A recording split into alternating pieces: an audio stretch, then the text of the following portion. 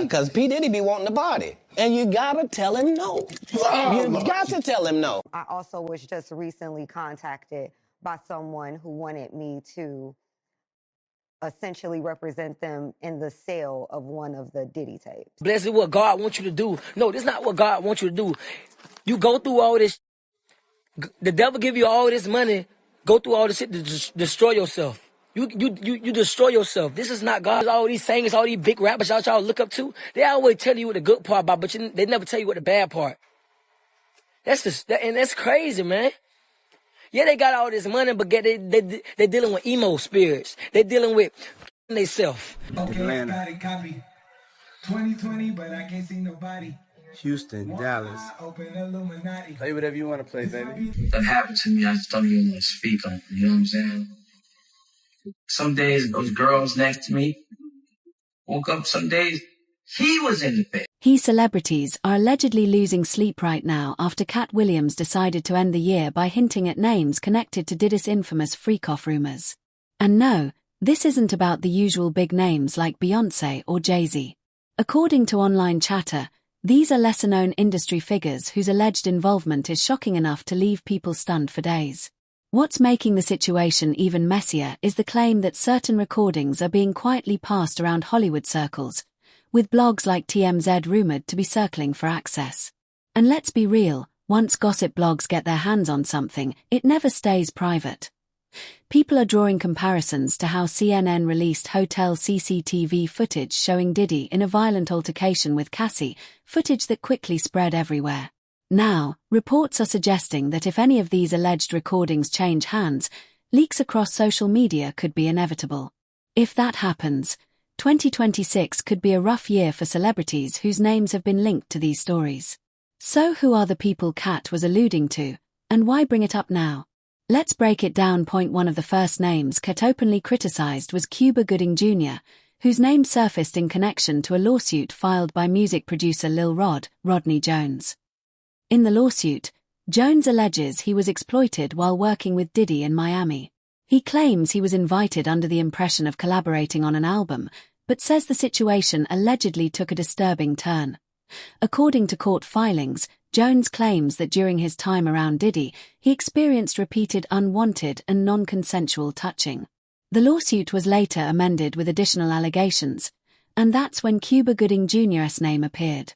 Jones alleges that in January 2023, after Diddy invited Gooding to a yacht party, Gooding allegedly approached him under the belief that Jones was a paid companion. The complaint states that Gooding allegedly touched Jones inappropriately despite clear discomfort and rejection, only stopping after Jones physically pushed him away. When news of Gooding Jr.'s alleged involvement surfaced, many people online weren't entirely shocked, largely because the actor has previously faced multiple sexual assault accusations from women, which he has consistently denied. What surprised some observers, however, was the suggestion that similar behavior may have allegedly extended to men as well. Gooding Jr. has publicly denied all accusations tied to the lawsuit.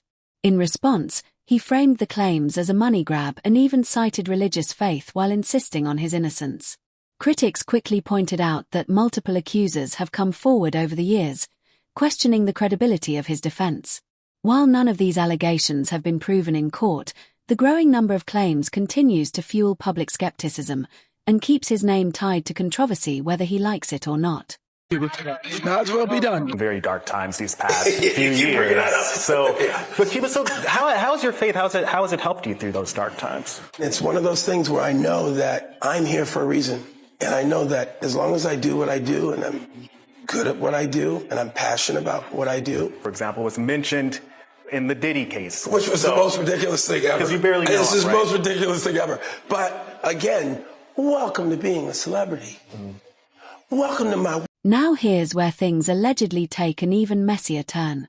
Diddy's former bodyguard, Gene Deal, sat down for an interview with The Art of Dialogue and claimed that what Lil Rod said about Cuba Gooding Jr. was accurate, at least from what he says he personally witnessed. Gene alleged that during his time working security for Diddy, he saw behavior from Cuba that lined up with the accusations being made today.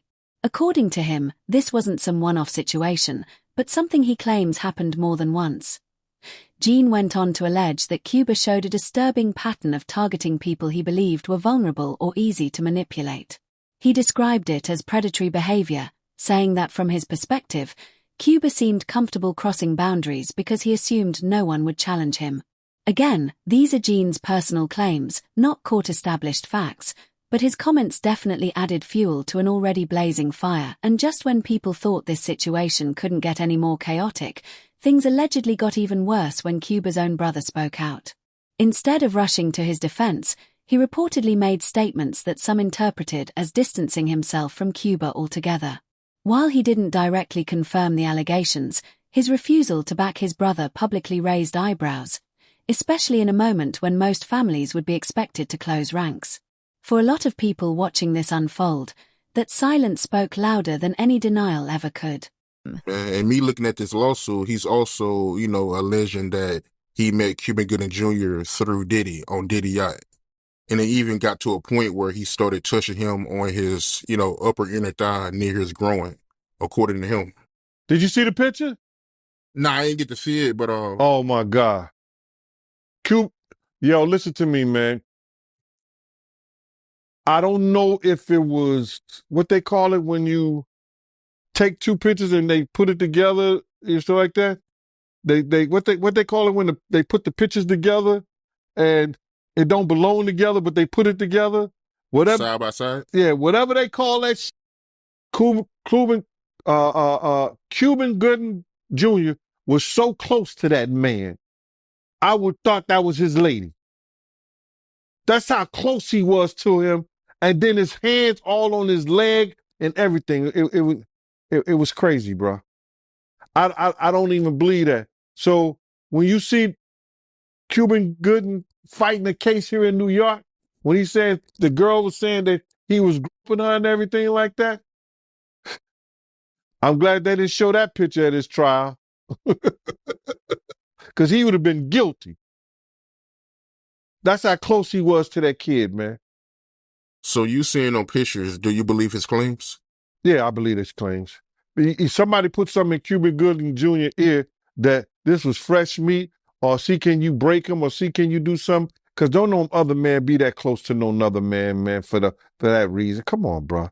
That's crazy. Not gonna listen to what I say. I'm the little baby brother in his eyes. I could be 37, 47, or 57. I'm still the baby brother.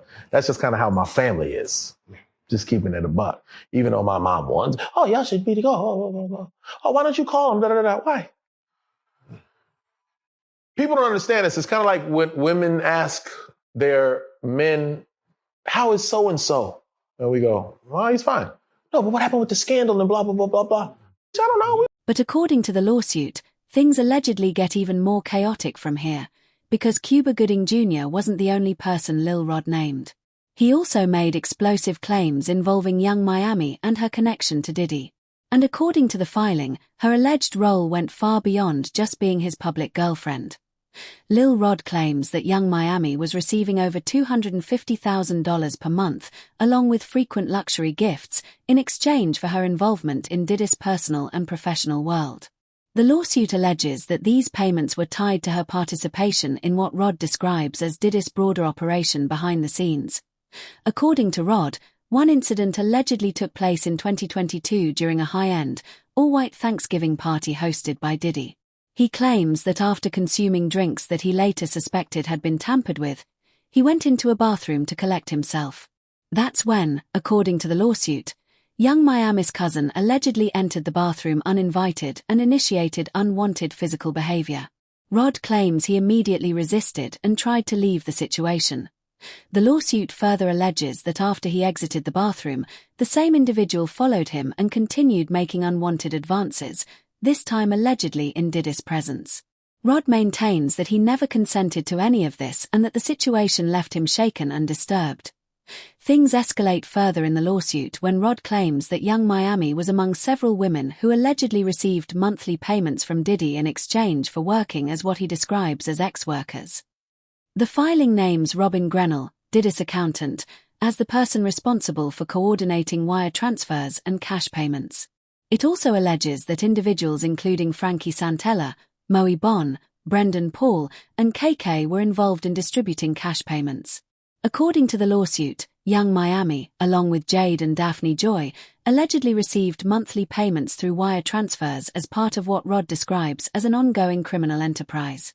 These claims have not been proven in court. And of course, no discussion of alleged accomplices would be complete without mentioning Stevie J. Stevie J was one of Diddy's loudest supporters during the height of the controversy, publicly standing by him when many others went silent. According to Lil Rod's lawsuit, there may have been a reason for that loyalty. Rod alleges that Diddy bragged about having intimate encounters with Stevie J during these so-called freak-offs, suggesting that Stevie believed staying close to Diddy could benefit his career, including awards recognition.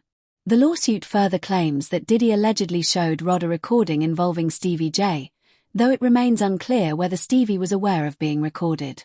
None of these claims have been substantiated, but for many observers, they believe it sheds light on why Stevie J appeared so unwavering in his public support for Diddy. Whatever someone does in their bedroom, that's what they do. I don't got nothing to do with that. I'm just here to say that I've never seen my man doing anything foul like they talking about. None of it. All of it. I mean, you know. I've never seen it. I've known him for 29 years. And then it's like with guys like 50. You know what I'm saying? Like Uncle Tom, cats like that. You know what I'm saying? It's like, you want to put me, I don't know if y'all saw the post with 50. Anyway, the situation allegedly spirals even further after online investigators started digging deeper and began connecting Diddy to Usher as well. According to widespread rumors, Usher may have initially been a victim, but some people now speculate that he later became involved in Diddy's inner circle. None of this has been proven, but the speculation has continued to gain traction online. For those who don't know, Usher famously moved in with Diddy when he was just 14 years old, supposedly for mentorship and career development. Over the years, however, many have questioned what actually happened during that time, saying the arrangement seemed highly inappropriate in hindsight. Those suspicions intensified when a leaked email, allegedly connected to the publishing process of Kim Porter's book, began circulating online. The email claimed that the book contained disturbing material, including allegations of Diddy's same-sex relationships, recordings of those encounters, sexually transmitted infections, and an alleged incident involving Usher. It also referenced an explosive confrontation between Diddy and Usher's mother. It's important to note that the authenticity of the email has not been officially verified, and the claims within it remain unproven. Adding more fuel to the fire, Usher himself was sued in 2017 by a woman who alleged that he exposed her to herpes without disclosing a prior diagnosis. She claimed that Usher had been diagnosed years earlier and failed to inform her before their encounters, and that she later tested positive after developing symptoms. Usher has denied wrongdoing, and the case was eventually settled without an admission of guilt. Still, online speculation ran wild, with some people suggesting, without evidence, that Usher's alleged diagnosis may have stemmed from his time around Diddy as a teenager. These claims remain purely speculative and have not been substantiated by medical records or court findings. Things grew even more unsettling after Gene Deal, Diddy's former bodyguard, discussed Usher during an interview with The Art of Dialogue. Gene claimed that he personally witnessed disturbing behavior involving Diddy and Usher while working for him. He alleged that at one point, the situation became so serious that Usher had to be rushed to a hospital, even naming the facility during the interview. Gene did not explain what specifically caused the hospital visit, but his comments reignited online theories about long-standing rumors involving Diddy and Usher.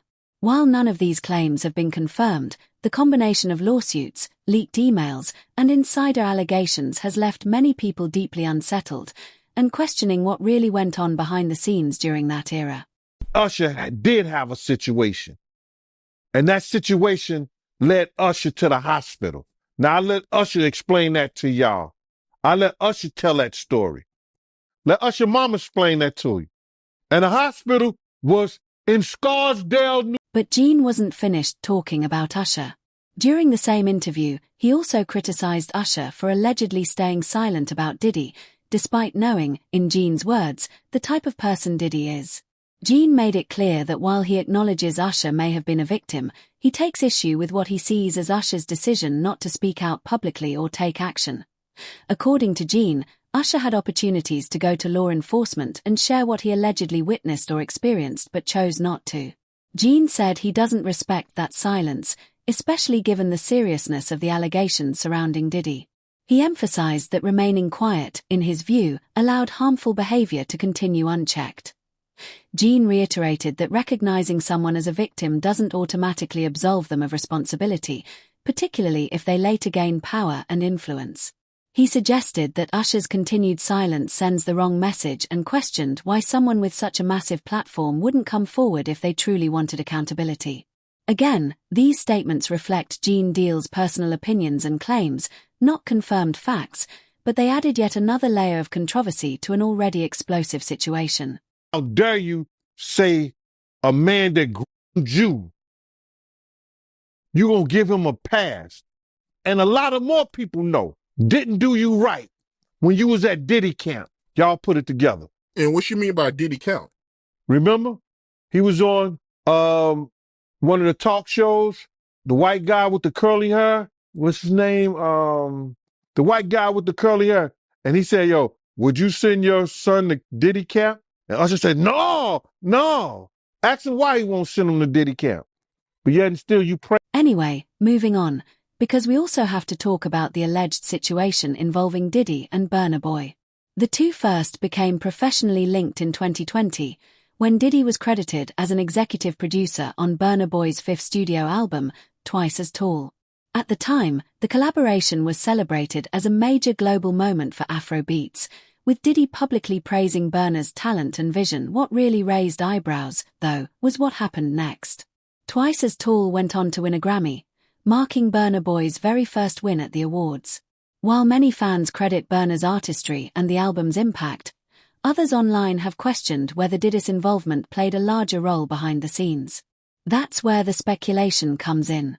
Some people have suggested that Diddy's proximity to the project, combined with his industry influence, may not have been a coincidence at all. To be clear, there is no evidence of wrongdoing, and neither Burna Boy nor Diddy has been accused in any legal filings related to this collaboration. Still, given everything else unfolding around Diddy, some folks believe the timing feels a little too convenient, and they're asking questions that haven't been answered. Yeah. What's up, boy? Triple, quadruple.